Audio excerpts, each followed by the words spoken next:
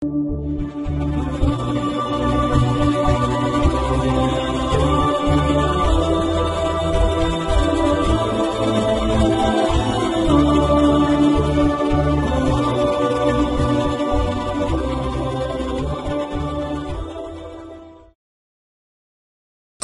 بالله من الشيطان الرجيم.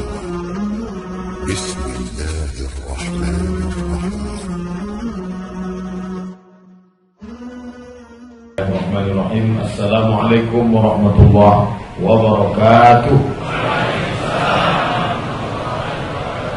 Alhamdulillahirabbil alamin wassalatu wassalamu ala asyrafil khalqi ajma'in sayyidina wa maulana Muhammadin wa ala alihi wa sahbihi wa man tabi'ahu ila yaumiddin. Bapak-bapak, ibu-ibu, hadirin hadirat, ketua beserta seluruh pengurus jamaah Masjid Raudhatus Shalihin, yang besar tak disebut gelar, yang kecil tak disebut nama. InsyaAllah kita semua hamba-hamba yang dimuliakan Allah Subhanahu wa ta'ala. Amin ya Allah. Kalau ada yang merasa tidak nyaman dengan atap, lantai dan pemandangan ini, mudah saja menurut ketua, pejamkan mata, terasa di Masjidil Haram dan Masjid Nabawi. Tapi yang paling baik adalah kita sumbangkan harta kita sehingga 2-3 hari ini bisa ini dirobohkan, dan insya Allah berkat kerjasama dan lunaknya hati kita, apa yang diinginkan, dicita-citakan, tegaknya rumah Allah ini terwujud yang hendaknya insya Allah. Amin ya rabbal alamin. Adapun yang akan kita kaji malam ini semakin menguatkan keyakinan kita tentang syariat Nabi Muhammad sallallahu alaihi wasallam, sehingga kalau sudah keyakinan kita kuat, maka untuk menyumbang, membantu, menolong agama Allah, bil khusus rumah Allah, ringan, karena tidak ada lagi keraguan walau sedikit pun. Sebelum itu, ini ada sedikit keraguan yang perlu dihilangkan. Yaris BM 1243 QX merah, tak tahu entah digeser atau dijual, wallahu a'lam. Mungkin digeser maksudnya. Baik, kita lanjutkan. Nabi Muhammad sallallahu alaihi wasallam, saya tidak ragu sedikit pun tentang iman bapak dan ibu. Tapi anak-anak kita, serangan dunia maya ini luar biasa. Medsos, Twitter, BBM, WhatsApp. Dia bisa duduk di kamarnya, libur hari Sabtu, hari Ahad, hari Senin, 3 hari berturut-turut. Besok libur, otaknya sudah dicuci, brainwash, cuci otak. Maka malam ini kita kaji yang menguatkan keyakinan kita. Hindu, Buddha, Yahudi, Kristen, apa pandangan mereka tentang Nabi kita? Pertama, menurut agama Hindu yang paling tua di antara 4 tadi, ini langsung dari kitab sucinya. Kata dia akan lahir seorang Kalki Avatar.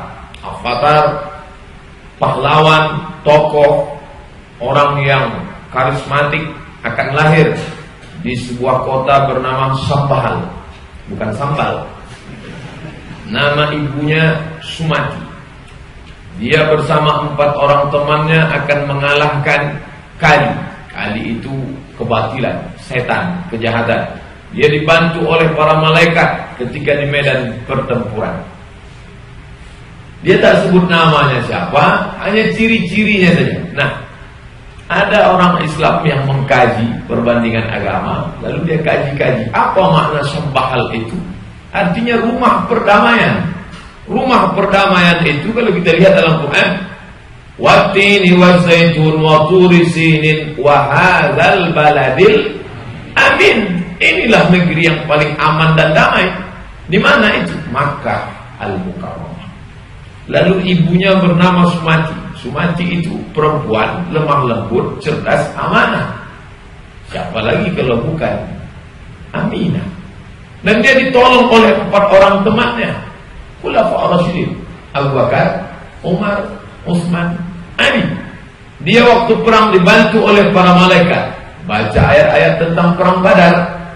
Allah Ta'ala menurunkan malaikat murdifin, diiringi oleh para malaikat, sehingga pasukan Nabi yang sedikit itu bisa menang. Nampaknya dicocok-cocokkan aja nih Pak Ustaz. Bisa-bisa aja tuh, tapi terlalu banyak kebetulan. Masa tepat-tepat dari mulai nama kampungnya, nama emaknya, nama kawan-kawannya 4 orang, dia ditolong malaikat. Dalam ayat yang lain, ayahnya bernama Wisnu Yas. Wisnu Tuhan, Yas hamba. Wisnu Yas hamba Tuhan. Bahasa Arabnya Abdullah. Cocok karena aja itu. Dalam surat yang lain, dia lahir pada hari ke-12 yang cerah, pertengahan bulan, pada pertengahan bulan Madaf. Kata dia 12, pas 12 Rabiul Awal. Mau percaya mau tidak, ini faktanya. Jadi apa yang Ustaz ceritakan ini, kata sebagian ibu-ibu, makin menguatkan kami untuk terus menonton Mahabharata dan Utara. Bukan itu maksudnya. Bahwa inilah yang kebenaran yang disebut. Saya mendengar langsung, mata saya mendengar, mata saya melihat. Musim panas tahun 1999, saya hadir ke pengajian Syekh Abdus Sattar Fathullah Sa'id, ahli tafsir Al-Azhar, yang diminta menjadi dosen undangan di Universitas Ummul Qura Makkah. Dosen di Azhar, dosen di Ummul Qura Makkah. Musim libur, dia pulang ke Kairo menjenguk anak istrinya, diundang mahasiswa Indonesia. Pada saat itu ada salah seorang kawan bertanya, "Syekh, kenapa Nabi hanya turun di Arab saja?" Waktu itu dia marah. Siapa bilang Nabi turun di Arab? Brahma dengan Siddhartha Gautama, dia tidak mengatakan pasti Nabi. Boleh jadi melihat ajarannya, tapi setelah mereka mati, ajaran itu diselewengkan, dipelintir, dibuatkan patungnya, dibuatkan berhalanya.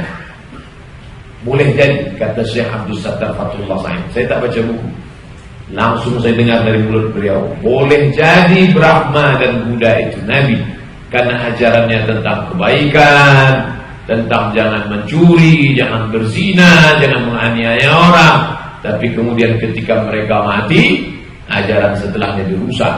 Karena kata Allah Subhanahu wa taala, minhum man qasasna. Ada nabi-nabi itu yang kami sebutkan dalam Quran, ada yang tidak. Wa likulli qaumin had. Setiap kaum, setiap kampung ada kami utus nabi-nabi. Tapi tak semua diceritakan Allah Subhanahu wa taala. Ini dalam surat yang lain. Hai orang banyak, dengarlah ini dengan sungguh-sungguh. Narasangsa akan dibangkitkan di antara orang banyak. Kita mengambil orang Kauram itu dalam perlindungan kita dari 60.000 dan 90 musuh yang kendaraannya 20 ekor onta dan 2 onta betina, memiliki 12 istri, naik ke langit dengan kendaraan tercepat. Dianalisa peneliti kajian agama, satu-satu kata-kata itu dianalisa. Narasangsa artinya yang terpuji. Yang terpuji bahasa Arabnya Muhammad. Akan datang seorang narasangsa yang terpuji, Muhammad. Dia akan mengambil orang Kauram. Kauram artinya imigran. Imigran orang yang pindah. Orang yang pindah dalam bahasa Arabnya Al-Muhajirin. Sahabat-sahabat Nabi yang pindah dari Makkah itu Al-Muhajirin. Dalam perlindungan kita dari 60.000. 60.000 bukan angka sembarangan. Karena ternyata penduduk kafir Quraisy Makkah yang memusuhi Nabi itu jumlahnya 60.000 orang. 90 musuh. 90 itu jumlah kepala sukunya. Dan kata dia ada 2 unta. Saya waktu baca ini pasti selit, salah.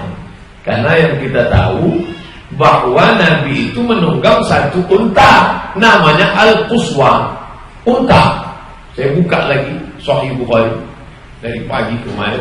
Saya buka Sahih Bukhari, ketemu kalimat. Ini bunyi kalimatnya. Wa huma rahilatani ishtarahuma Abu Bakrin. Hadis Sahih Bukhari. Wa huma 2 rahilatani, 2 ekor unta. Pas macam yang tertulis. 2 ekor unta. Yang pertama penasaran, ini mungkin selip salah. Ternyata memang betul-betul 2. Ini pasti salah. Dia bilang 12 istri. Data yang terkumpul, Khadijah Saudah, Aisyah, Hafsah, Zainab, Ummu Salamah. Zainab satu lagi, kemudian Juwairiyah, Ummu Habibah, Maria Al-Qibtiyah, Safiyah binti Huyai, Raihana, Maimunah. 13. Berarti dia salah. Berarti tak betul ini. Dia katakan 12, sementara data yang ada 13. Setelah diteliti, ternyata di antara yang 13 itu ada satu yang budak hamba sahaya, hadiah dari Raja Mesir. Siapa dia? Maria Al-Qibtiyah, yang melahirkan seorang anak laki-laki bernama Ibrahim, meninggal umur 18 bulan. Tidak salah sedikit pun. Tentang onta 2 ekor, pas. Tentang 13 yang diragukan, ternyata cara penghitungan yang 13 kalau Maria dimasukkan. Kalau Maria dikeluarkan karena dia adalah hadiah hamba sahaya dari Raja Mesir, maka pas 12. Seperti yang tertulis. Tanda yang terakhir, dia naik ke atas langit dengan kendaraan tercepat. Tiap tahun kita peringati peristiwa Isra dan Mi'raj, minal Masjidil Haram ila Masjidil Aqsa, naik ke Sidratul Muntaha, menunggang burak. Kita lanjutkan dalam surat yang lain. Tuhan akan memberikan kepada Mama Harisi 100 keping emas, 10 kalung rantai, 300 ekor kuda, 10.000 ekor sapi.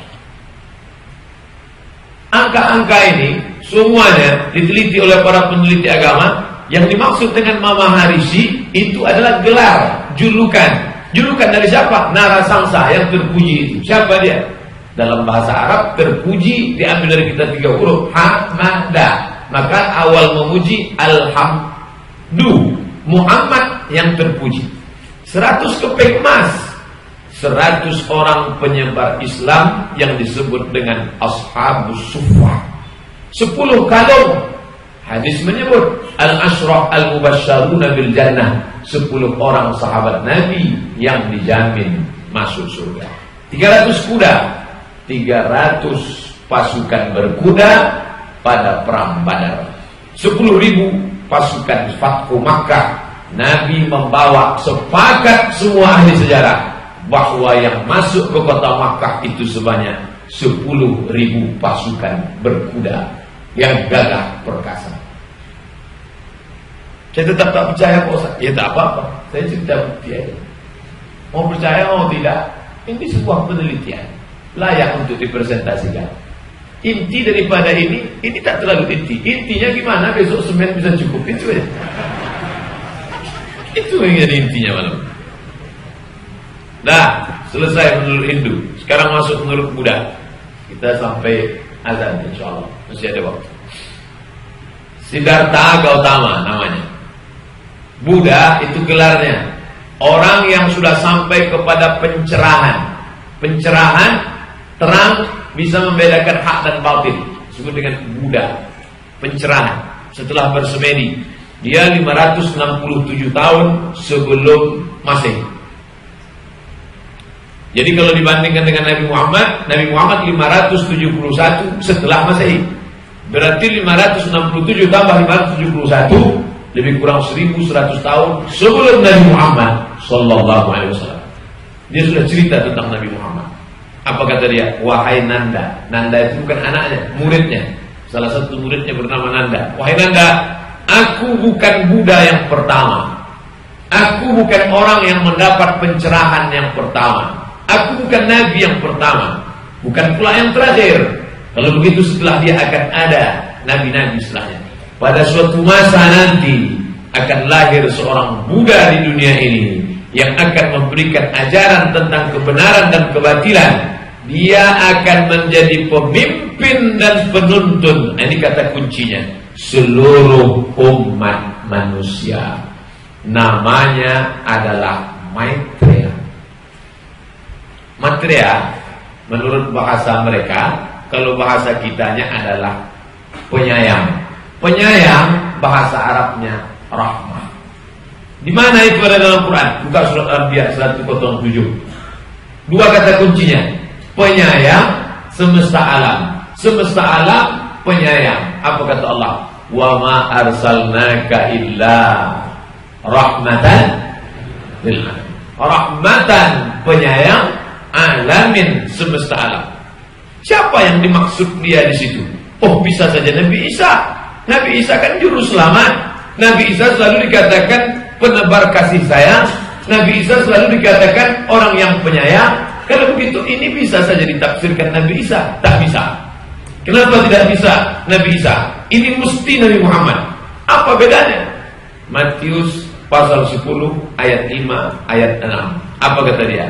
Janganlah kamu menyimpang ke jalan bangsa lain atau masuk ke dalam kota orang Samaria, karena Samaria itu bukan Yahudi, bukan Israel.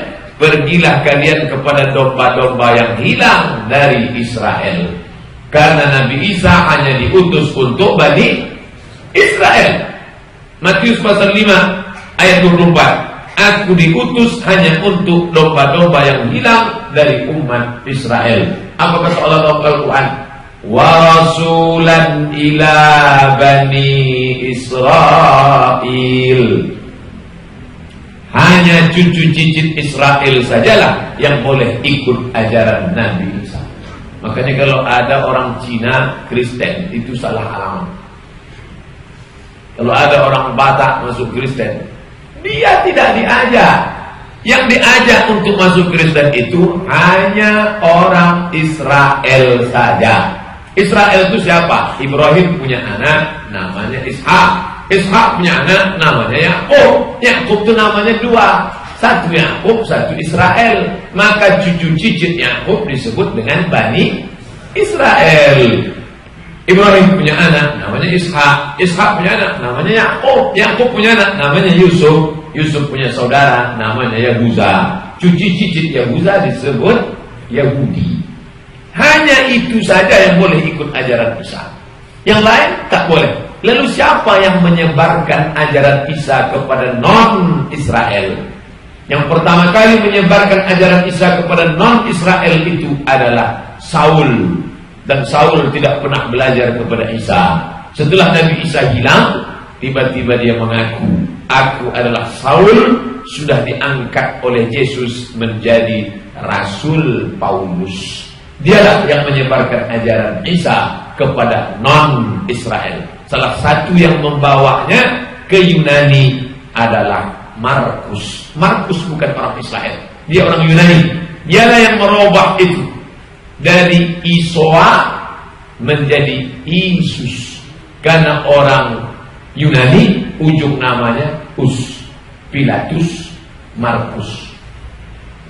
Yang dalam Quran yang lebih benar, wa idh qala Isa. Karena dalam bahasa Yahudi disebut dengan Isoa, Isa. Kenapa bisa jauh betul ujungnya jadi Us? Markus yang merubah. Saya ini pun kalau ke Yunani berubah menjadi Somanus.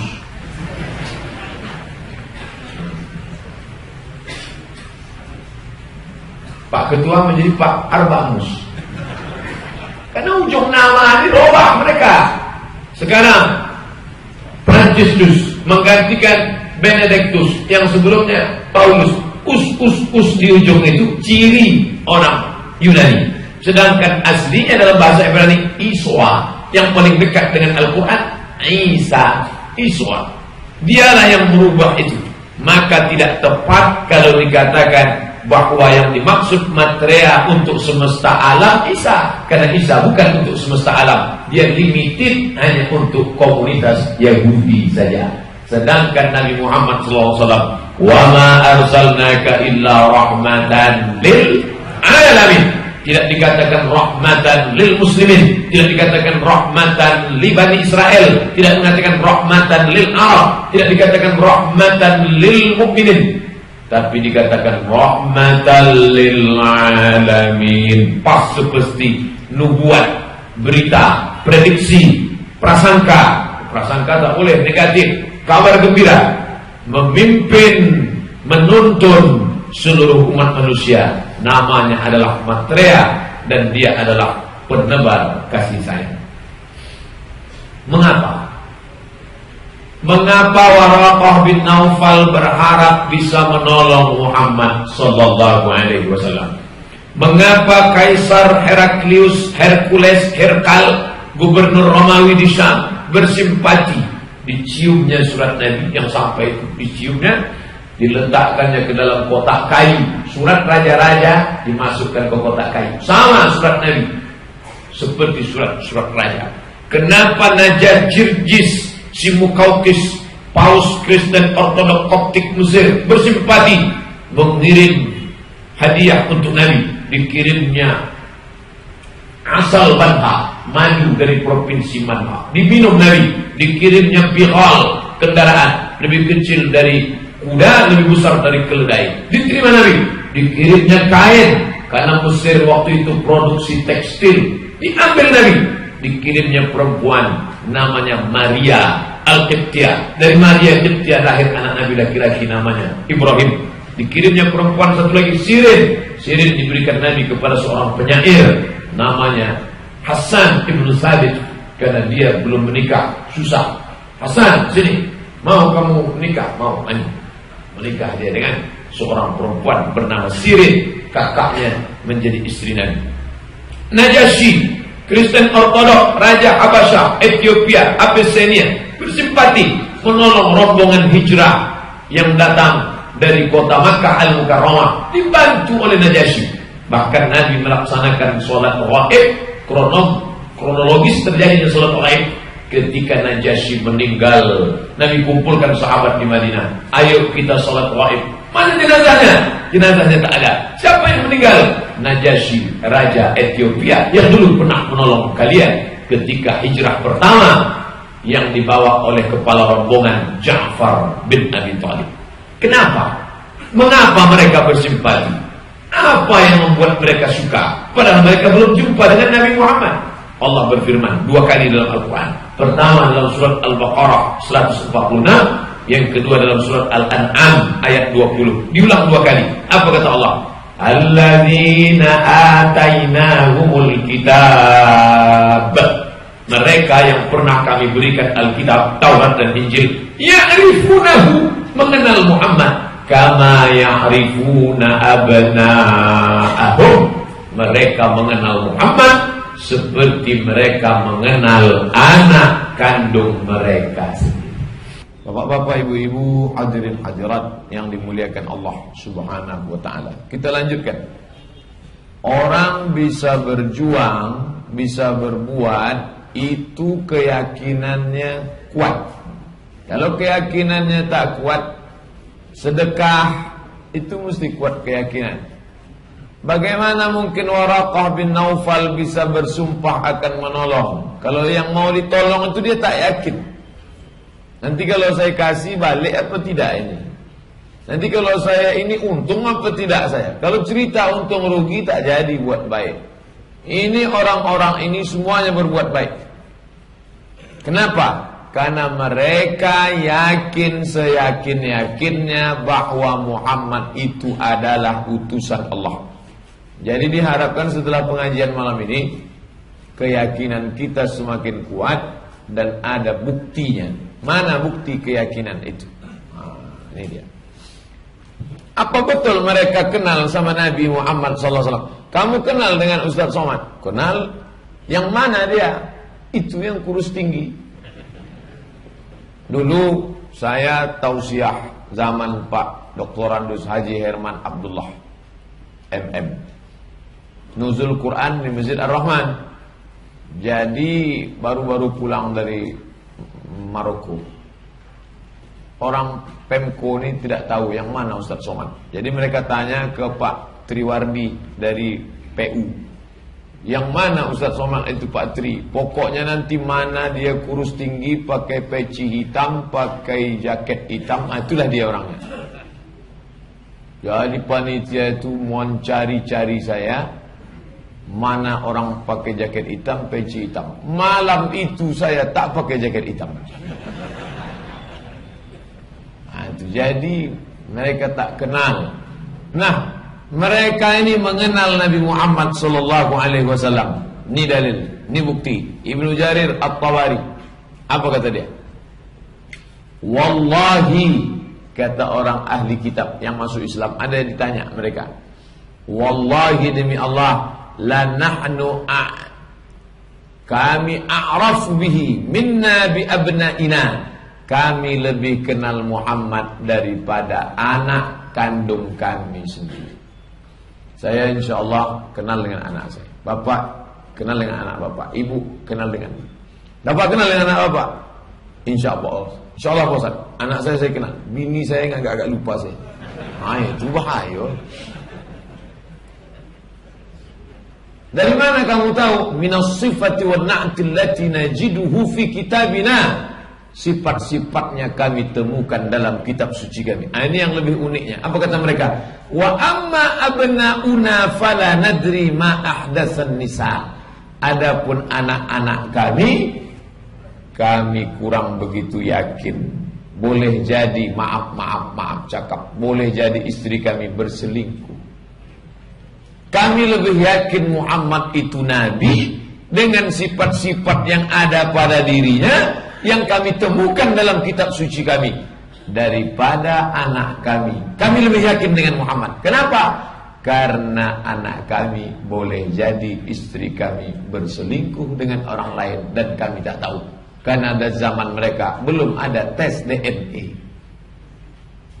Ini pernyataan mereka. Sahih hadis ni Pak Ustaz. Imam Abu Ja'far Ibnu Jarir At-Tabari, Imam Ibnul Munzir dari Ibnu Juraij tentang ayat allazina atainahumul kitab, orang-orang yang kami beri Alkitab, Taurat dan Injil, ya'rifunahu, mengenal dirinya, mengenal Muhammad. Kama artinya sebagaimana, bukan kemana. Kama sebagaimana ya'rifuna abna'ahum, sebagaimana mereka mengenal anak kandung mereka sendiri. Ini ada surat Al-A'raf ayat 157. A'udzubillahi minasyaitonir rajim. Allazina yattabi'una ar-rasul, orang-orang yang mengikut Rasul, An-Nabi, dia juga Rasul, dia juga Nabi, Al-Ummi, buta huruf, tak bisa tulis baca. Allazi yajidunahu, yang mereka temukan dia maktuban, tertulis. Ini sulit, ini susah ini.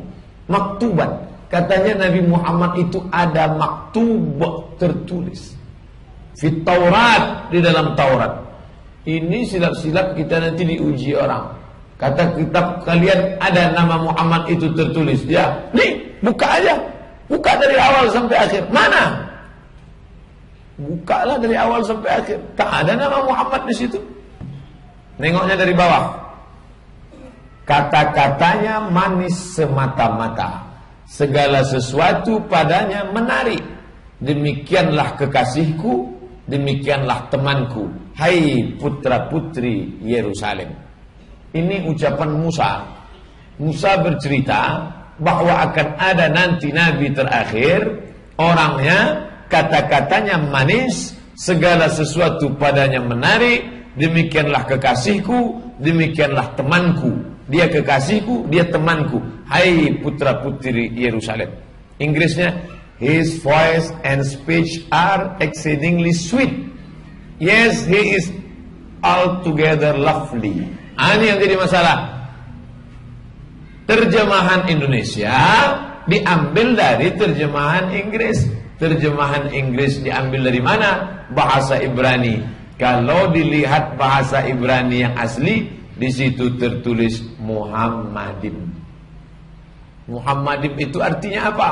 Diterjemahkan mereka ke dalam bahasa Inggris, altogether lovely. Bahasa Indonesianya, segala sesuatu padanya menarik. Makanya terjemahan Inggris Al-Quran, ada orang Inggris namanya Pictol Marmadoc. Dari namanya Bapak Ibu sudah tahu, itu orang tidak mandi wajib dan tidak sunat itu. Pictol Marmadoc. Dibukanya lah Quran, cari-cari kelemahan Quran, malah tertarik dengan Quran, akhirnya masuk Islam. Namanya berubah menjadi Muhammad Pictol Marmadoc. Maka terjemahan Quran yang paling bagus dua. Pertama, terjemahan Muhammad Pictol Marmadoc. satu lagi terjemahan Abdullah Yusuf Ali dari India. Saya punya yang Abdullah Yusuf Ali, hadiah dari Ahmad Dedan. Dulu waktu kami kuliah, waktu kami sekolah, suka ngirim-ngirim surat, modalnya perangko aja, kirim kemana-mana, nanti dapat hadiah buku. Salah satu yang saya dapat, saya simpan sampai sekarang. Hadiah, saya buat sampul di sampulnya. Hadiah dikirim dari IPCI, Islamic Propagation Center International, Durban, South Africa, Afrika Selatan. Mendiang Ahmad Dedan punya lembaga itu. Kata dia, Muhammad itu adalah a collection of the best. Segala yang the best cakapnya, the best penampilannya, the best ekonominya, the best politiknya, the best itu rancak nan elok bana. Segala yang elok-elok nan mantap-mantap ada pada diri Muhammad SAW. Itu kata terjemah dia. Altogether lovely, segala sesuatu padanya menarik. Bagaimana orang tertarik dengan dia? Kalau dia ngomong sampai orang tertarik menengok. Sampai-sampai ketika dia sedang ceramah, sedang menjelaskan, tegak seorang perempuan. Apa kata perempuan itu kepada dia? Inni wahabtu laka nafsi, kuberikan diriku untuk. Saya seumur-umur ceramah belum pernah perempuan tegak. I give myself for you, belum pernah. Kalau lewat FB ada. Sudikah kau menjadi imamku? Ada. Tapi kalau langsung sedang ceramah belum. Tapi Muhammad sampai terpukau, sampai orang itu memberikan dirinya kepada Nabi. Kenapa? Altogether lovely, segala sesuatu padanya menarik. Salahkah terjemahan itu? Tak salah. Terjemahan ini tak salah. Lalu salahnya di mana? Yuharrifunal kalima am mawadhihi, dirobahnya kata Muhammadin sehingga kata itu hilang. Saya tak percaya pada Quran. Kafir. Siaplah, sip, neraka masih banyak. Maktuban, tertulis. Banyak ustadz berceramah, dulu memang ada, sekarang sudah dihapus. Ternyata bukan dihapus. Mereka tidak menghapus, hanya saja diterjemahkan sehingga kata Muhammad itu hilang. Karena bahasa Arab dengan bahasa Ibrani mirip. Bahasa Arab assalam, bahasa Ibrani shalom, mirip. Maka Muhammadun, Ketua Hizbut Tahrir itu Muhammadun, Ustaz Muhammadun, sahabat saya. Muhammadun, Ja'a Muhammadun, Ra'aitu Muhammadan, Marartu bi Muhammadin. Muhammad terpuji, menarik, simpatik, karismatik. Itulah Muhammad sallallahu alaihi wasallam. Di mana itu? Kidung Agung 5 ayat 16. Song of Solomon. Solomon itu Sulaiman alaihissalam. Sulaiman saking hebatnya kata orang sampai ke Yogyakarta kekuasaannya. Sampai orang di Lungonang Sleman. Tuhan berbicara kepada Musa dalam kitab Ulangan 18 ayat 18. Pasal 18 ayat 18. Apa kata Musa? Apa kata Tuhan kepada Musa? Seorang nabi akan kubangkitkan bagi mereka dari antara saudara mereka. Seorang nabi akan kubangkitkan dari mereka, dari saudara mereka, seperti engkau hai Musa. Nanti yang akan datang di akhir zaman itu seperti engkau hai Musa. Aku akan menaruh firmanku dalam mulutnya, sehingga kalau dia berbicara, cakapnya adalah firman. Dan dia akan mengatakan kepada mereka segala yang kuperintahkan. Kalau dia bicara, cakapnya adalah firman. Siapa yang dimaksud Tuhan di dalam ini? Apakah Isa atau Muhammad? Kita lihat. Karena tak disebutnya nama, hanya disebutnya sifat. Apa sifatnya? Kubangkitkan bagi mereka saudara mereka. Saudara Musa berarti Isa. Kata orang yang melihat nasab Isa. Naik ke atas, dekatnya ke Musa. Tapi jangan lupa, nasab Musa kalau naik ke atas, dia bertemu pada Ibrahim. Dan Muhammad juga kalau naik ke atas ketemu pada Ibrahim. Maka dalam perjalanan Isra Mi'raj, Musa mengatakan, marhaban bi nabi, marhaban bi akhi. Selamat datang wahai akhi, saudaraku. Loh, Muhammad sama Ibrahim sama Musa hubungannya dari mana? Karena Ibrahim punya anak, satu datuknya Musa bernama Ishak, dan satu datuknya Muhammad bernama Ismail. Oke? Kalau begitu, Musa saudaranya Isa dan Muhammad pun saudaranya juga. Lalu yang mana yang dimaksud di sini? Apakah Isa atau Muhammad? Musa dengan Muhammad lebih dekat Musa dengan Muhammad daripada dengan Isa. Kenapa?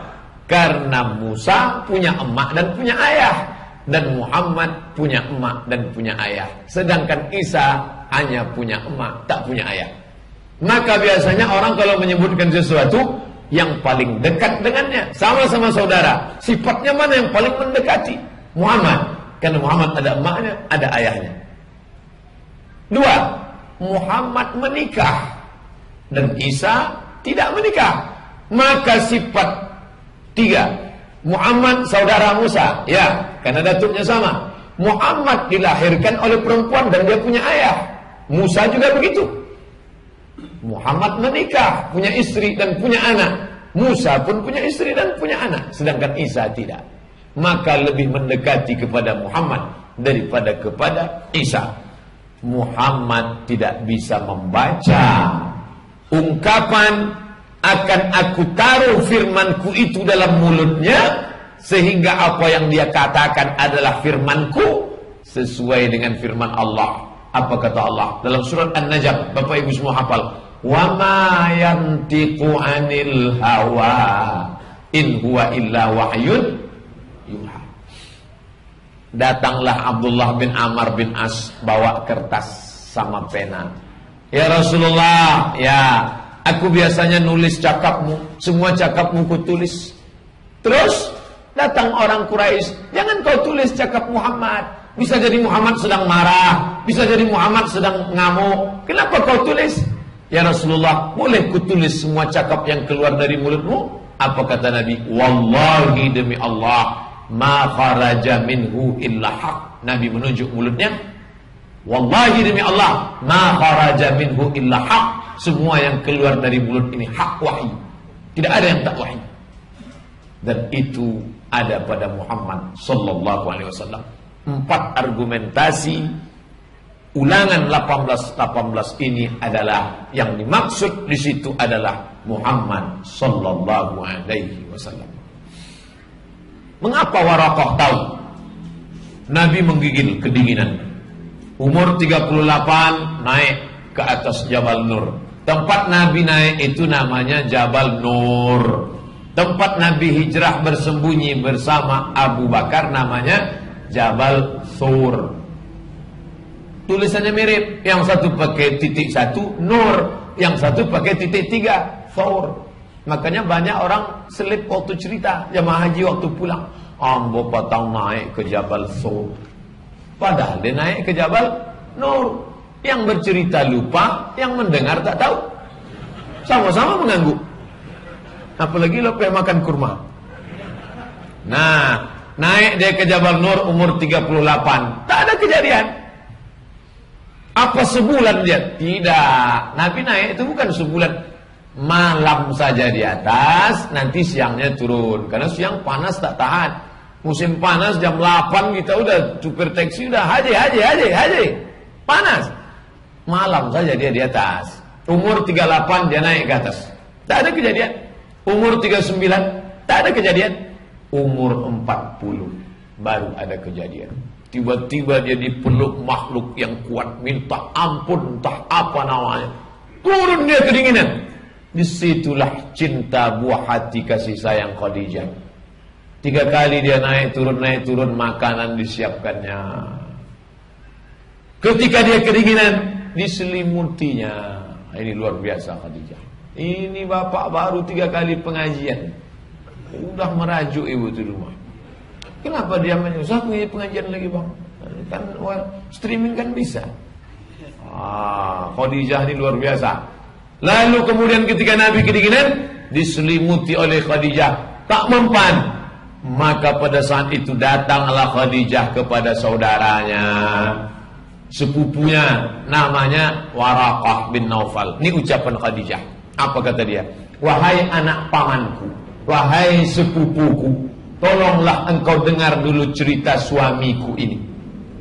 Dia tak bilang tolong kau dengar cerita Muhammad, karena menyebut nama itu tak sopan. Tolong kau dengar dulu cerita saudaramu ini. Kata Waraqah, hai anak saudaraku, apa yang kau lihat di Gua Hira itu?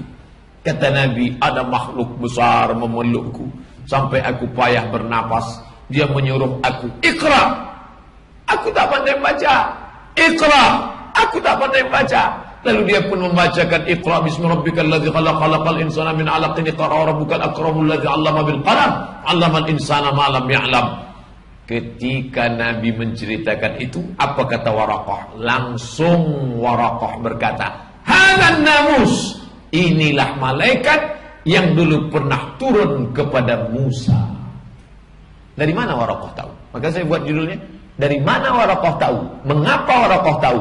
Ternyata itu tertulis dalam kitab Yesaya pasal 29 ayat 12. Dan apabila kitab ini diberikan kepada seorang yang tidak dapat membaca dengan mengatakan, baca ini, dia menjawab, aku tidak dapat membaca. Patutlah Waraqah tahu. Dari mana Waraqah itu tahu? Waraqah sudah membaca Yesaya, dan dia yakin inilah orang yang dijanjikan Allah sebagai nabi terakhir, penutup risalah para nabi. Makanya apa kata Waraqah?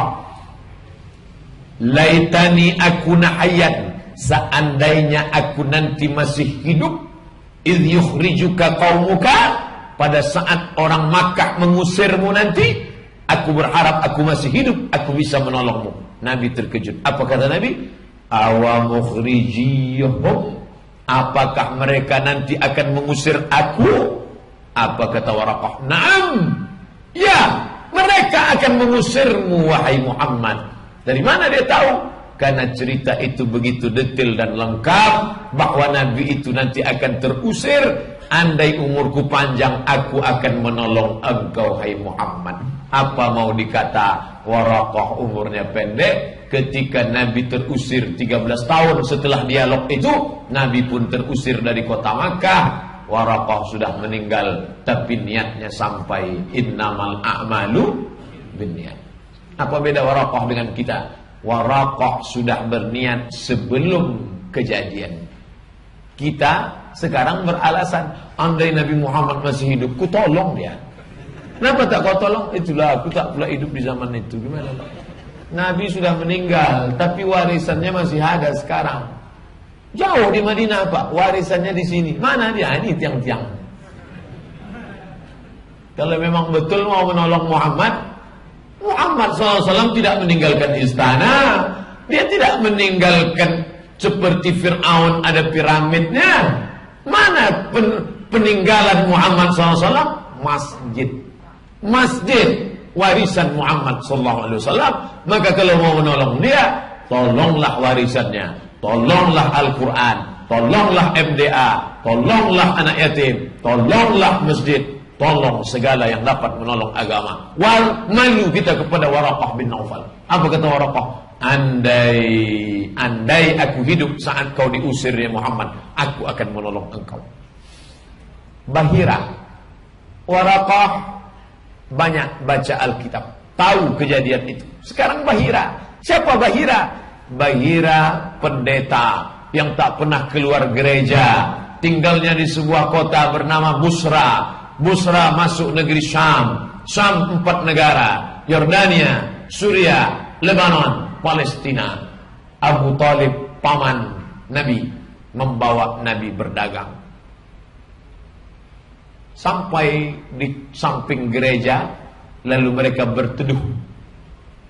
Ketika mereka sedang berteduh, keluar Bahira. Keluar Bahira. Apa kata Bahira? Hadza Sayyidul Alamin, bukan Sayyidul Amin. Itu ustaz kita tuh, Dr. Sayyidul Amin. Apa kata Bahira? Hadza Sayyidul Alamin. Ini anak kecil ini Sayyidul Alamin. Dia adalah pemimpin semesta alam. Makanya kita selalu menyebut Sayyidina Muhammad. Nah, ini bukan Abdul Somad yang buat-buat ini. Sayyidul Alamin. Hadza Rasul Rabbil Alamin. Ini adalah utusan Allah semesta alam. Hadza yab'atsuhu Allahu rahmatan lil alamin. Inilah yang diutus Allah menjadi rahmat bagi semesta alam. Heran Abu Thalib. Abu Thalib terkejut. Apa kata Abu Thalib? Ma ilmuka bidzalik? Dari mana kau tahu? Apa kata Bahira? Innakum hina asyraftum minal aqabah lam yabqa hajarun wala syajarun. Ketika kalian turun dari atas bukit tadi, semua hajarun batu, syajarun pokok kayu, illa kharra sajidan. Aku melihat pokok kayu dan batu bersujud. Wala yasjudani illa linabi. Tidak akan bersujud kecuali hanya kepada Nabi. Wa inni a'rifuhu biqatimin nubuwah. Dan aku tahu bahwa dia ini Nabi karena ada stempel kenabian. Wa inna najiduhu fi kutubina. Dan kami mendapatkan tanda-tanda itu, membaca semua itu di dalam kitab-kitab suci kami. Lalu kemudian Bahira akramahum bidhiyafah. Disambutnya, dikasihnya makan, dikasihnya minum, karena dia ingin memuliakan Nabi. Paling tidak nanti kalau dia mati menghadap Allah, dia pernah membela, memberi makan, menyambut seorang Nabi dalam hidupnya. Dia bertanya kepada Abu Thalib, meminta. Apa kata Bahira? Tolong kau bawa anak ini pulang, jangan dibawa dia ke negeri Syam. Aku khawatir nanti kalau sampai di negeri Syam, di sana banyak Yahudi, mereka akan membunuhnya. Kenapa mereka membunuhnya? Karena mereka berharap Nabi terakhir itu dari Bani Israel. Tiba-tiba yang datang ini datang orang Arab. Mereka tak senang. Baghyam bainahum. Mereka hasad. Riwayat ini, riwayat satu lagi berbeda redaksi ceritanya. Keluar Bahira dari gereja, dia tanya, ya rajul, hei laki-laki, siapa anak ini? Kata Abu Thalib, hadza ibni, ini anakku. Apa kata Bahira? Kalau tidak salah kitab yang kubaca, anak ini bapaknya sudah meninggal ketika dia 2 bulan, ketika dia masih dalam kandungan. Abu Thalib terkejut. Dari mana kau tahu? Dalam kitab suci kami dikatakan dia lahir dalam keadaan yatim. Sedetail itu cerita itu mereka baca dalam kitab suci mereka. Maka kalau Waraqah mati, ditanya oleh Allah, hai Waraqah, apa yang pernah kau buat untuk Muhammad? Aku paling tidak pernah berjanji, andai Muhammad diusir dari kampung, aku masih hidup, aku akan tolong dia. Hai Bahira, apa yang pernah kau lakukan untuk Muhammad? Aku pernah menolong dia ya Allah. Dia tak jadi dibawa pamannya ke negeri Syam, karena aku peringatkan nanti takut dibunuh Bani Israel. Dan aku pernah menyambut dia, memberi dia makan dan minum. Raja diraja dari Romawi, namanya Hirqal atau Heraklius atau Hercules, berjumpa dengan Abu Sufyan. Ini dia sudah menerima surat dari Nabi. Setelah surat tadi dilipatnya, dimasukkannya ke kotak, diberi minyak wangi, karena dia salut dengan isi surat itu. Tapi dia penasaran. Tolong cari dulu orang Arab yang berdagang. Orang Arab 1 bulan naik onta sampai ke negeri Syam. Cari orang Arab. Nanti mana orang Arab itu, ambil salah satunya, ajak ke istana. Saya mau nanya-nanya kepada mereka tentang Nabi terakhir. Takdir berkata lain, yang mereka ambil bukan sahabat Nabi, justru musuh bebuyutan Nabi bernama Abu Sufyan. Abu Bakar sahabat, Abu Thalib paman, masih baik. Abu Sufyan ujung-ujungnya baik juga Abu Sufyan. Abu Sufyan masuk Islam nanti tahun ke-8. Waktu peristiwa Fathu Makkah baru dia masuk Islam. Anaknya namanya Muawiyah, itu yang menjadi khalifah setelah Ali bin Abi Thalib. Muawiyah bin Abi Sufyan. Dialoglah mereka antara Abu Sufyan dengan Hirqal. Hirqal bertanya, "Hei Fulan bin Fulan, ya, betul di kampung kalian ada nabi? Ya, siapa namanya? Muhammad. Bagaimana sifatnya?" Dia mengajak kami meninggalkan berhala, jangan putus silaturahim, jangan berzina, jangan minum khamar, perhatikan orang susah. Dia mengajarkan persamaan antara kulit hitam dengan kulit putih. Cerita semua. Ada tak pengikutnya itu yang murtad? Tidak ada pengikutnya yang murtad. Abu Sufyan lurus-lurus aja menjawab. Apakah ayahnya itu seorang raja? Tidak. Ayahnya orang biasa. Bahkan ayahnya sudah meninggal sebelum dia lahir. Namanya Abdullah. Pengikutnya orang kaya atau orang miskin? Pengikutnya orang-orang susah banyak. Mudah hamba saya miskin. Setelah itu barulah dijelaskan si Hirqal. Pertanyaanku tadi Abu Sufyan itu ada maknanya. Kenapa aku tanya bapaknya raja? Seandainya ayahnya raja, dia mengaku nabi karena hanya ingin mempertahankan kerajaan ayahnya. Ternyata ayahnya bukan raja. Kenapa aku tanya pengikutnya orang susah apa orang kaya? Seandainya pengikutnya banyak yang kaya-kaya, itu berarti dia UUD, ujung-ujungnya duit. Nah sekarang banyak nih pengajian. Ada pengajian, kumpulkan tabligh akbar. Setelah itu cari mana yang kira-kira janda kaya, mana yang kira-kira orang kaya stres. Bu, menurut batin saya tadi malam, ibu lah yang sudah dipilih Allah untuk ikut pengajian kita. Ibu tadi pun bukan main lah. Saya Pak Ustaz? Iya. Rupanya duit ujungnya. Nih, Heraklius sudah cerdas. Yang susah banyak ikut. Iya. Apakah pengikutnya itu ada yang murtad? Tidak ada. Satu pun tak ada yang murtad. Seandainya murtad, berarti mereka setelah ikut tahu belangnya, tahu cacatnya, mereka tinggalkan. Ini berarti memang Nabi. Saya sampai pada kesimpulan. Hadis tentang dialog Abu Sufyan sudah kita bahas di An-Nur subuh Sabtu. Saya sampai kepada kesimpulan. Apa kata si Hirqal setelah habis dialog itu? Ini ucapan dia. Fa in kana ma taqulu haqqan. Kalau yang kau katakan ini benar wahai Abu Sufyan, fasayamliku mawdi'a qadamayya hataini. Waktu itu dia sedang tegak berdiri.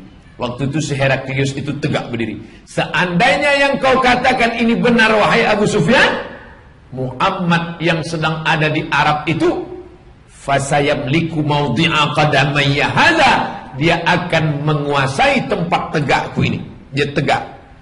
Tempat tegakku ini akan dikuasainya.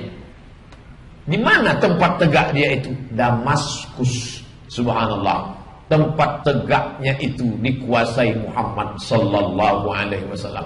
Cuma sekarang kita agak sedih. Kenapa? Tempat tegaknya itu sekarang dikuasai oleh Bashar al-Assad laknatullah alaih. Mudah-mudahan Allah menolong saudara kita di Suriah insyaallah. Agak rusak cerita kita sedikit gara-gara Bashar al-Assad ini. Apa kata dia? Wa qad kuntu a'lamu annahu kharijun. Aku memang sudah lama menduga bahwa Nabi akhir zaman itu akan muncul. Itu menunjukkan si Hirqal Heraklius memang yakin akan ada Nabi setelah Isa. Sementara mereka mengatakan semua Nabi setelah Isa itu Nabi palsu. Heraklius tidak. Apa kata dia? Wa qad kuntu a'lamu annahu kharijun. Aku berkeyakinan memang sudah masanya dia keluar sekarang. Lam akun azunnu annahu minkum. Hanya saja prediksiku salah. Aku tidak menyangka dia dari kum, dari kalian.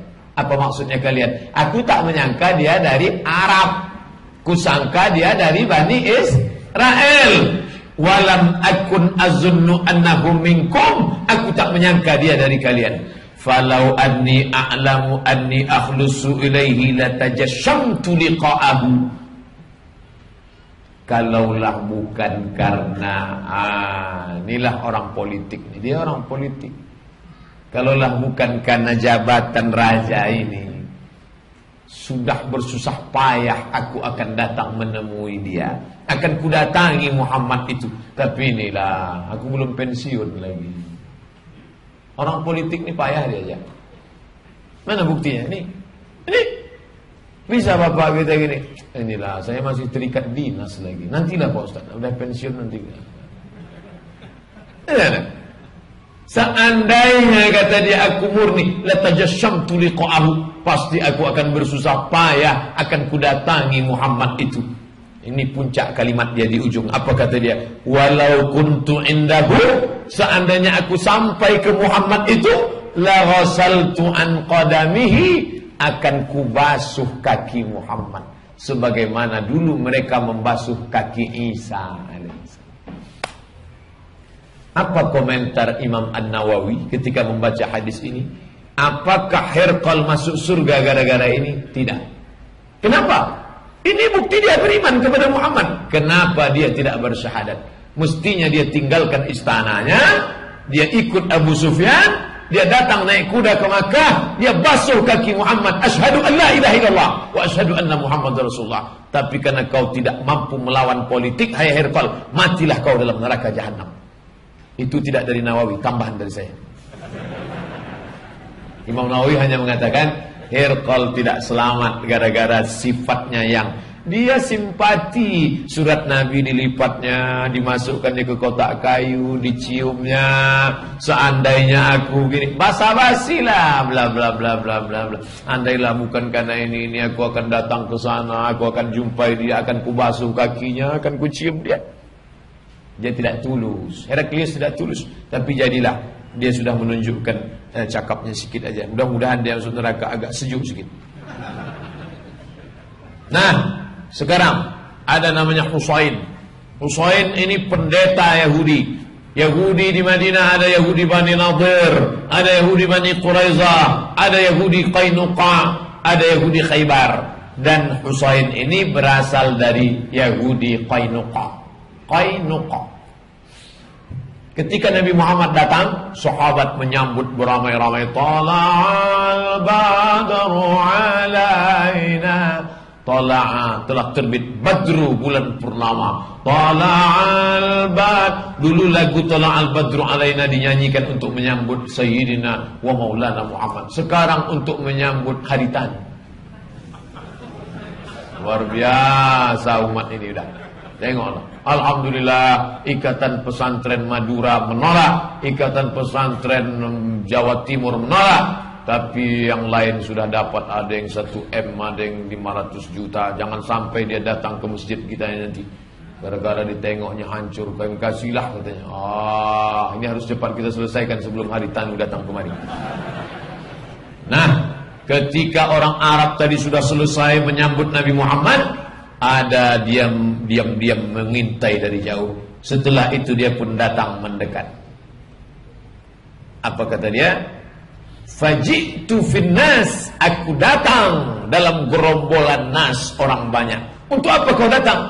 Li anzura, aku mau menengok, aku mau melihat. Falamma tabayyantu wajhahu, ketika sudah jelas nampak wajahnya, itulah dia Muhammad yang disambut mereka. Araftu, aku tahu, anna wajhahu, bahwa wajahnya laisa biwajhin kadzab, wajahnya bukan wajah pendusta. Jadi orang pendusta itu sudah kelihatan dari wajah. Nampak. Bagaimana kesan Bapak sama si Anu tadi? Muka-muka pembohong, Pak Ustaz. Ini kata dia, araftu, aku tahu, anna wajhahu laisa biwajhin kadzab, wajahnya bukan wajah pendusta. Fakana awwalu syai'in sami'tuhu, kalimat pertama yang kudengar dari mulutnya. Ini kalimat yang pertama dia dengar, sekaligus dia riwayatkan hadis ini. Ini pun sudah kita kaji dalam MP3, ada rekamannya. Apa kata Muhammad sallallahu alaihi wasallam waktu itu pertama kali berjumpa dengan Abdullah bin Salam?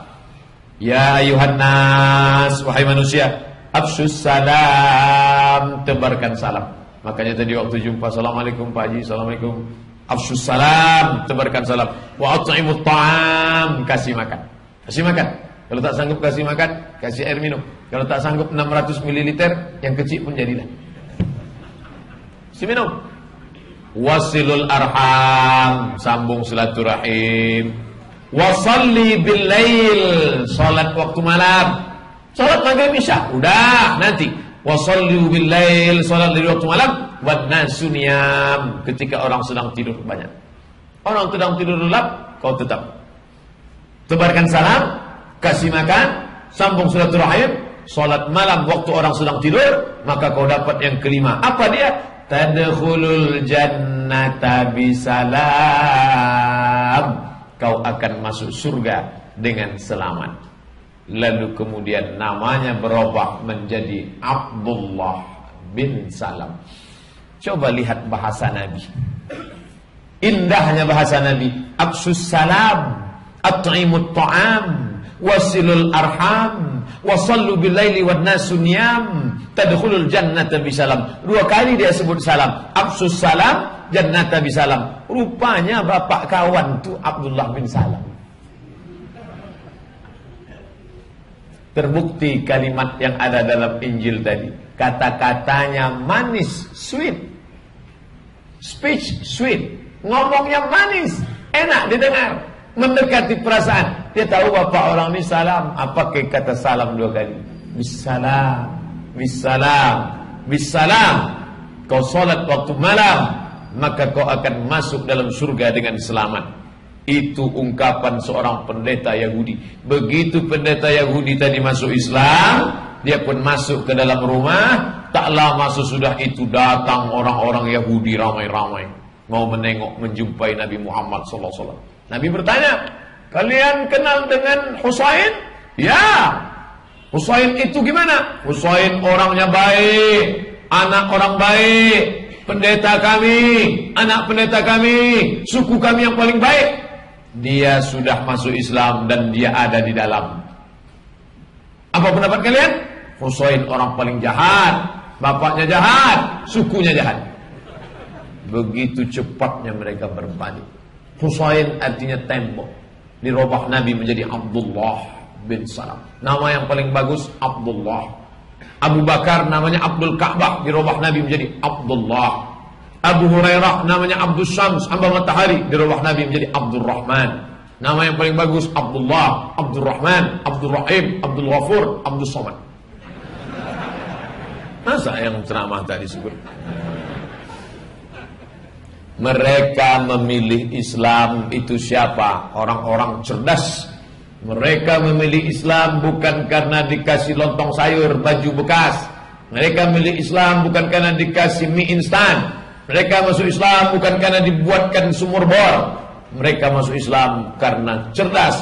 Setelah masuk Islam mereka menderita, tapi mereka tenang. Iman yang menguatkan hati mereka. Ini zaman dulu. Ayo Ustaz cerita zaman dulu ini. Yang sekarang mana? Itu dia. Terlalu banyak kalau mau diceritakan. Saya cerita yang ada hubung kait dengan saya saja. Orang pertama masuk Islam yang saya tahu Malcolm X. Dari mana Ustaz tahu? Sebetulan dulu kami di pesantren ada buat kalau malam terakhir perpisahan, malam perpisahan besok pulang kampung, malamnya itu ada buat acara sandiwara, opera. Judulnya Malcolm X. Mereka pilihlah saya sebagai pemeran Malcolm X. Karena kebetulan saya yang paling hitam di antara mereka. Pakai arang kami. Saya jadi Malcolm X-nya waktu itu. Jadi waktu baca skenario-nya, setelah itu baru saya kaji, siapa Malcolm X itu? Oh, ternyata Malcolm X adalah orang yang lahir 1925 dan bertepatan pula hari lahirnya 1 hari setelah saya. Saya 18 Mei, dia 19 Mei. Setelah masuk Islam namanya Al-Hajj Malik Al-Shabas. Itu foto dia di atas dengan Raja Faisal. Raja Faisal, Raja Saudi Arabia. Kemudian dia mati syahid pada 21 Februari 1965. Mati ditembak. Saya kagum luar biasa. Kenapa? Karena waktu SMP sudah mengenal biografinya dan ada hubungan emosional karena kami dan kawan-kawan dibuat. Maka Bapak Ibu guru, nanti kalau hari perpisahan buatkan sandiwara, opera pakai bahasa Arab, dialognya pakai bahasa Arab atau bahasa Inggris. Ternyata itu pendidikan luar biasa. Kalau sekedar disuruh baca novel mungkin lupa, tapi kalau diperankan Masya Allah. Saya masih ingat waktu itu, matinya kan mati ditembak. Jadi kawan saya itu menembak pakai pistol, saya pun pontang panting lah waktu ditembak. Seolah-olah mati syahid seperti Malcolm X. Malcolm X ini ceramahnya luar biasa. Ustadz Somad ceramah di masjid, Malcolm X ceramah di pintu gereja. Tegak dari pintu gereja, nunggu orang pulang. Pas orang pulang, dia kan kulit hitam. Sengaja dia tegak di gereja kulit hitam. Begitu orang keluar, dia tanya, kamu kulitmu apa? Hitam. Tuhanmu di dalam kulitnya apa? Putih. Masa orang kulit hitam nyembah Tuhan kulit putih? Kupikir mereka, iya juga ya. Masuk Islam banyak di tangan dia. Dan matinya mati syahid. Allah muliakan dia, Masya Allah. Dia tak merasakan sakratul maut. Dia tak merasakan azab kubur. Dan dia tidak merasakan hisab. Langsung masuk ke dalam surga. Masya Allah. Sementara kita tak tahu entah mati konyol, entah mati apa. Kita hanya berdoa kepada Allah, Allahumma hawin alaina fi sakaratil maut wan najata minan nar. Dia tidak. Dia sudah mendapatkan itu. Dia sudah. Kita yang belum jelas lagi. Martin Lynch setelah masuk Islam berubah namanya menjadi Abu Bakar Sirajuddin. Bulan Maulid ini bagus, Bapak Ibu beli bukunya. Judulnya Muhammad, His Life Based on the Early Sources. Muhammad, sejarah hidupnya diambil dari riset dan referensi awal. Ini orang luar biasa. Ditulisnya buku itu dipersembahkan kepada Ziaul Haq, Presiden Pakistan, yang juga mati syahid. Sudah diterjemahkan ke bahasa Indonesia. Cari ke toko buku Martin Lynch. Martin Lynch, Sejarah Nabi Muhammad. Meninggal 12 Mei 2006. Ini orang cerdas luar biasa, penyair. Tulisannya kalau dibaca orang hanyut terbuai. Kalau di tempat kita macam Buya Hamka lah. Buya Hamka itu kata orang yang sudah baca buku Tenggelamnya Kapal Van der Wijk, itu Pak Ustadz, kalau kami baca buku itu di dalam oplet, macam dalam kapal Van der Wijk kami serasa. Begitu sampai Ramayana baru kami sadar rupanya di oplet. Saking kan hebatnya bahasa. Betul kata Nabi, inna minal bayani lasihra. Sesungguhnya kata-kata itu bisa memukau dan bisa menyihir. Orang bisa menulis. Saudara kita Habibur Rahman El-Shirazi, alumni Mesir Al-Azhar, kalau membaca bukunya, ketika cinta bertasbih di bawah mihrab cinta, ayat-ayat cinta. Saya sampai ke Jakarta, saya lihat novel di rumah kawan saya, tebal 200 halaman lebih. Saya tanya, berapa hari ente baca ini? Saya baca dari habis Isya menjelang azan subuh khatam. Ayat-ayat cinta. Quran. Begitulah hebatnya. Mereka memukau. Dan ini orang cerdas luar biasa. Itu gambar dia waktu sedang melaksanakan ibadah haji. Asli orang Inggris. Agamanya Kristen Protestan dan masuk Islam. Kenapa dia masuk Islam? Rupanya dia dapat tugas di Kairo. Ketika dia tugas di Kairo, kebetulan dia berteman akrab dengan staf René Genoud. Ini kaitannya ke sini. Ada seorang filosof Prancis namanya René Genoud. Tulisannya René Guénon, bacanya René Genoud. Karena orang Prancis tak bisa bilang R, René. Makanya kalau selamat pagi, bonjour. Tulisannya bonjour. Setelah masuk Islam namanya berubah menjadi Syekh Abdul Wahid Yahya. Ketika dia masih Kristen namanya Evan Gustave, filosof dari Perancis. Dan dia di Mesir ikut tarekat Syaziliyah. Sama seperti Syekh yang dulu datang ke An-Nur, yang memberikan zikir ke kita, yaitu Syekh Muwaffaq. Beliau Syekh tarekat Syaziliyah. Lahir 15 November 86, 1930 ke Kairo. Salah satu bukunya yang menggemparkan The Crisis of the Modern World. Krisis dunia modern. Kata dia dunia modern nanti orang akan kehilangan spiritualitas.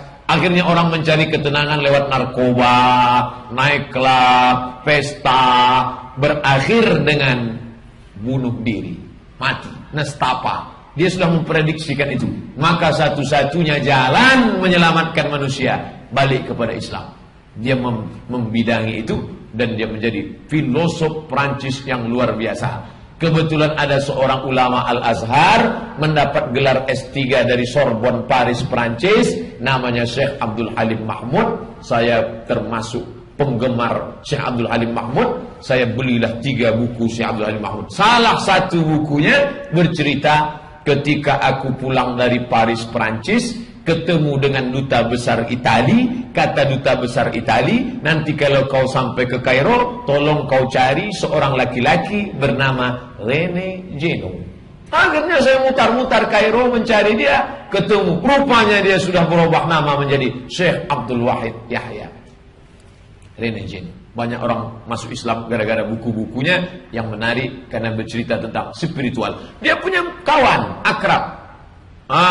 Ini kawan akrabnya, Fridtjof Swan, lahir Basel, Swiss, tahun 1907, ketemu dengan Rene Geno 1938 dan ikut aliran Rene Geno, masuk Islam. Di ujung namanya setelah masuk Islam, Isa Nuruddin Ahmad Al-Shazili. Kenapa di ujung namanya Shazili? Karena dia pun ternyata ikut juga tarekat Shazilia. Meninggal 1998. Ini semua tahulah penyanyi Chuck Stephen, Yusuf Islam.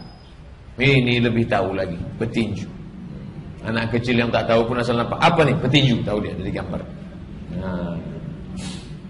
Sebab masuk Islam, banyak orang sebab masuk Islamnya simple saja. Diceritakan oleh Dr. Soleh, dimuat di majalah Al-Qawam, Saudi Arabia. Masuk Islam kenapa? Gara-gara CD.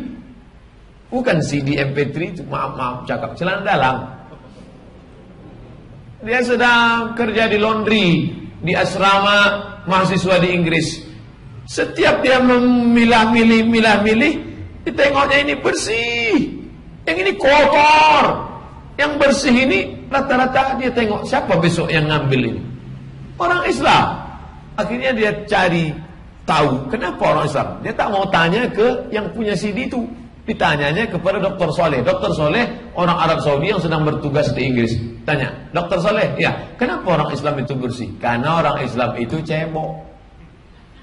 Dan orang Islam itu tidak kena penyakit sipilis, tidak bernanah, tidak kena penyakit. Bersyahadat. Syekh Soleh menuliskan pengalamannya di majalah Al-Qawam. Apapun yang terjadi, Allah akan menolong agama ini. Dan Allah tidak akan membiarkan umat ini. Yang jadi pertanyaan adalah, selama kita hidup, apa yang sudah kita lakukan untuk agama Allah? Heraklius sudah berbuat, Jirjis Mukaukis sudah berbuat, Waraqah bin Naufal sudah berbuat, Abu Bakar sudah berbuat, Abu Sufyan sudah berbuat. Kita, apa yang kita buat? Jangan jawab dengan lidah, jangan jawab dengan kata-kata, karena terlalu mudah untuk menggerakkan anak lidah. Tapi kita jawab dengan perbuatan. 1 sak 2 sak semen, bagus. 1 2 kerikil, bagus. Kalau ada gajah membawa beberapa kayu-kayu besar, bagus. Tapi semut membawa gula yang kecil, tak masalah, sesuai dengan kemampuan. Semut 1 ekor bawa gula. Burung pipit membawa air untuk memadamkan api yang membakar Nabi Ibrahim alaihissalam. Tapi kalau ada gajah bawa sebutir sup, itu keterlaluan. Malam ini kita terakhir, Islam adalah agama masa depan. Kenapa orang tertarik masuk Islam? Makin ditakut-takuti Eropa, makin banyak masuk Islam. Tiap hari bermobil-mobil datang menyeberang dari Spanyol masuk ke Maroko, menuju masjid-masjid Maroko, ingin bersyahadat di masjid Maroko. Makin ramai sejak peristiwa 11 September. Apa alasan mereka? 1, Islam agama rasional, logis, masuk akal, bisa dicerna. 2, universal, mencakup semua aspek, tidak sektarian, tidak mengkotak-kotak manusia. Ada kasta sudra, ada kasta Brahma, ada yang mulia, ada yang tidak. Islam semuanya egaliter, prinsip persamaan. Bilal bin Abi Rabah, kulitnya hitam, naik ke atas Ka'bah, dia memandangkan azan. Nabi tak pernah mengkotakkan manusia. Inna akramakum indallahi atqakum. Islam pula mengajarkan keseimbangan. Dia tidak mengajarkan kalian harus pakai ihram seumur hidup, tak boleh makan daging, tak boleh menikah. Tak ada. Nabi mengajarkan menikahlah, makanlah, kulu makanlah, washrabu minumlah, sampai masanya berzikir, solat. Islam tak mengajarkan berkontemplasi dalam bukit, lalu sampai mati, sampai berlumut. Nah, Islam mengajarkan sampai waktunya sholat, sampai waktunya makan, sampai waktunya tidur. Yang jadi masalah sambil sholat tidur, nah, itu masalah. 5. Islam itu mencerahkan, memberikan ketenangan. Tidak ada jalan lain kecuali kembali kepada ajaran Islam. Ala bizikrillah, dengan banyak berzikir dengan Allah, tatmainnul qulub, maka hati kamu menjadi tenang. Di mana tempat yang paling baik? Masjid. Maka kita datang ke masjid, sholat sunat tahiyatul masjid, duduk berzikir, mendengar pengajian, membaca Al-Quran. Alhamdulillah Pak Ustaz, anak-anak yang kemarin tidak mau datang ke masjid karena orang tuanya tidak mau bayar, karena guru mengaji mesti dibayar, sekarang sudah dibuat gratis, sudah mendaftar 60 orang, ramai. Alhamdulillah. Padahal kalau untuk kursus bahasa Inggris ringan, untuk kursus fisika, kimia, biologi ringan, tapi kalau untuk mengajar anak baca Quran berat. Masih ada orang yang mau meluangkan waktu, membuka pengajian gratis di masjid. Daftarkan anak-anak Anda, sudah mendaftar 60. Alhamdulillah. Ini cara menyelamatkan syariat Muhammad sallallahu alaihi wasallam. Setelah kita kaji berbagai dalil malam ini, mudah-mudahan dengan ini semakin kuatlah hendaknya keyakinan kita, insyaallah. Amin ya rabbal alamin. 52 menit setelah Isya, 40 menit sebelum Isya, maka itulah kaji kita malam ini. Nanti akan disatukan menjadi satu file, dilihat lagi di www.youtube.com. Terima kasih. Mohon maaf atas segala kesilapan. Terima kasih atas segala perhatian. Aqulu qouli hadza astaghfirullah li wa lakum. Subhanakallahumma wa bihamdika asyhadu an la ilaha illa anta astaghfiruka wa atubu ilaik. Mari kita berdoa kepada Allah. Tadi saya di jalan, ada kawan mengirimkan video 1,5 menit. Anak kecil di Rohingya disetrum. Anak umur 2 tahun. Astagfirullah, tak sanggup saya nengok. Disetrum mereka anak umur 2 tahun. La ilaha illallah. Andai saya bawa kabel di atas, tak ada jalan lain selain berdoa. Kalaulah dekat Rohingya, mungkin ke sana kita berangkat. Tapi jauh. Kita berdoa kepada Allah Subhanahu wa taala.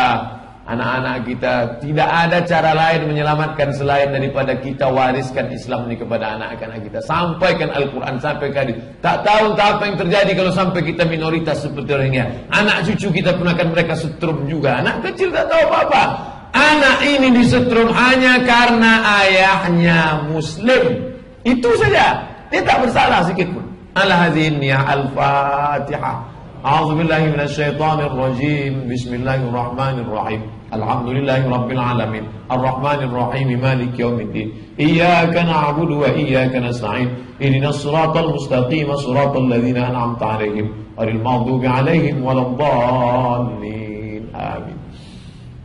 Ya Arhamar Rahimin, wahai Engkau yang Maha Pengasih lagi Maha Penyayang, irhamna, rahmati kami ya Allah. Ya Akramal Akramin, wahai Engkau yang Maha Mulia di antara yang paling mulia, akrimna, muliakan kami ya Allah. Allahumma a'izzal Islam wal muslimin, muliakan Islam, muliakan kaum muslimin. Allahumma ansur man nasarad din, tolong orang-orang yang menolong agamamu ya Allah. Allahumma ansur ikhwanana al-mazlumina fi Rohingya, tolong saudara-saudara kami yang sedang teraniaya di Rohingya. Kami tak dapat menolong selain daripada doa munajat kepadamu ya Allah. Perkenankanlah doa kami ini ya Allah. Allahumma ansur ikhwanana al-mujahidina fi Rohingya, tolong saudara kami yang sedang teraniaya. Turunkan bala bantuan tentara-tentara malaikatmu ya Allah. Allahumma inna nas'aluka salamatan fid din, berikan kami keselamatan dalam agama, wa afiatan fil jasad, sehatkan badan kami supaya kami dapat beribadah, wa ziyadatan fil ilmi, tambahkan ilmu kami supaya dengan ilmu yang benar kami dapat beribadah dengan ibadah yang benar ya Allah. Wa taubatan qabla al-maut, berikan kami taubat sebelum mati, wa rahmatan 'indal maut, berikan kami rahmat ketika mati, wa maghfiratan ba'dal maut, berikan kami ampunan sesudah mati. Allahumma hawwin 'alaina, ringankan kami fi sakaratil maut, ketika melewati sakaratul maut. Wa najata minan nar, selamatkan kami dari api neraka. Wal 'afwa 'indal hisab, maafkan kami ketika segala amal kami nanti dihisab. Allahumma ansur man nasaraddin. Tolong orang-orang yang menolong agamamu ini ya Allah. Wahzulil kafarata wal musyrikin. Hinakan, rendahkan, hancurkan orang-orang kafir dan orang musyrik yang menistakan agamamu ya Allah. Allahumma syattid syamlahum wa farriq jam'ahum waj'alhum fi nuhurihim. Hancurkan persatuan mereka, rusakkan barisan mereka, hinakan mereka di dunia dan di akhirat. Allahumma anhum la'nan tawila. Laknat mereka dengan laknat yang berkepanjangan ya Allah. Adapun saudara kami yang masih mungkin menerima hidayah, Allahumma hdi qaumana fa innahum la ya'lamun. Berikan hidayah kepada keluarga, sahabat, tetangga, kerabat kami. Mereka berbuat salah karena mereka tak tahu ya Allah. Allahumma aslim syababana wa sallimil muslimin. Selamatkan anak-anak muda kami, selamatkan anak-anak muda kaum muslimin daripada narkoba, zina. Allahumma dafa'an al-ghala wal waba wal fahsya wal riba wal zina wal khamra ma dhahara minha wa ma watan min baladina hadha khassa wa min buldanil muslimina ammah. Selamatkan anak kami, keluarga kami, sahabat kami, umat kami, bumi lancang kuning secara khusus dari segala malapetaka, bencana, narkoba, zina, khamar, perbuatan keji dan mungkar. Allahumma inna nas'alukal huda. Kami mohon hidayah, wat-tuqa, ketakwaan, wal afaf, menjaga diri dari yang haram, wal ghina, berkecukupan. Allahumma inna na'udzubika min ilmin la yanfa'. Jauhkan kami dari ilmu yang tak bermanfaat. Wa min qalbin la yakhsha. Jauhkan kami dari hati yang tak khusyuk. Wa min nafsin la tasma'. Jauhkan kami dari nafsu yang tak pernah kunyang. Wa min du'ain la yusma'. Jauhkan kami dari doa yang tak dikabulkan. Allahumma inna na'udzubika minal hammi wal hazan. Jauhkan kami dari susah hati dan kesulitan. Wal ajzi wal kasal. Jauhkan kami dari sifat lemah dan malas. Wal jubni wal bukhul. Jauhkan kami dari sifat pengecut dan pelit, kikir, bakhil. Wa dhala'id daini wa ghalabatir rijal. Jauhkan kami dari sifat dililit hutang dan dikuasai orang lain.